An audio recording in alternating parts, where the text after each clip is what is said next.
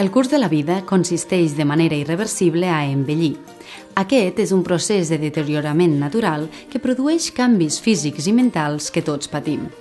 D'entre totes aquestes modificacions, les que afecten al cervell juguen un paper molt important per definir la qualitat de vida de la gent gran. Si voleu saber com mantenir un cervell jove, avui us ho expliquem.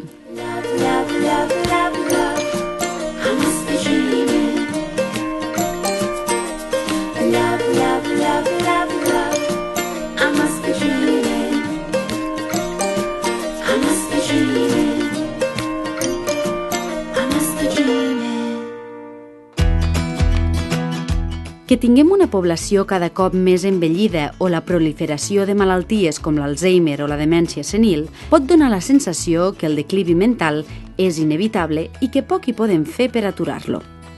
Però aquesta percepció resulta ser falsa quan observem que existeixen nombrosos estudis que demostren que a través d'una correcta estimulació podem arribar a tenir un cervell resistent als canvis durant més temps.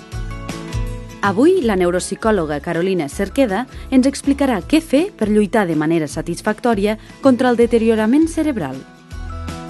És important tenir cura del cervell perquè, a diferència d'altres òrgans, no és una estructura rígida, sinó que té la capacitat d'adaptar-se i canviar constantment com a resposta a la nostra interacció amb l'entorn. Això és el que anomenem la plasticitat cerebral.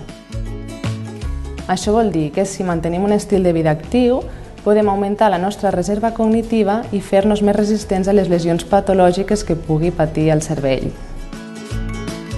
Estimular el nostre cervell ens aportarà diversos beneficis, ja que hi ha diferents estudis que demostren com participar en activitats estimulants, cognitivament estimulants, contribueix a reduir entre un 30 i un 50% el risc de patir un deteriorament cognitiu lleu. D'altra banda, participar en activitats cognitivament estimulants, així com mantenir un estil de vida actiu, participar en activitats noves o intel·lectualment desafiants, s'associa a una capacitat verbal i de memòria majors.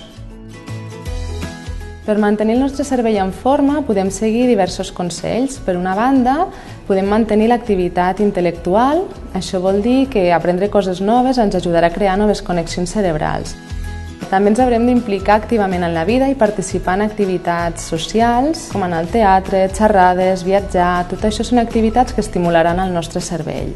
Un altre consell serà vetllar pel nostre benestar emocional. Sabem que l'ansietat i l'estrès són enemics del cervell, per tant, totes aquestes activitats que contribueixen a millorar el benestar emocional, ja sigui la relaxació, participar en activitats que siguin gratificants i significatives, contribuirà a cuidar el nostre cervell.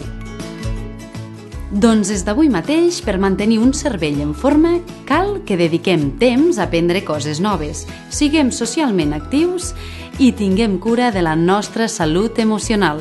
Això és tot. Fins la propera.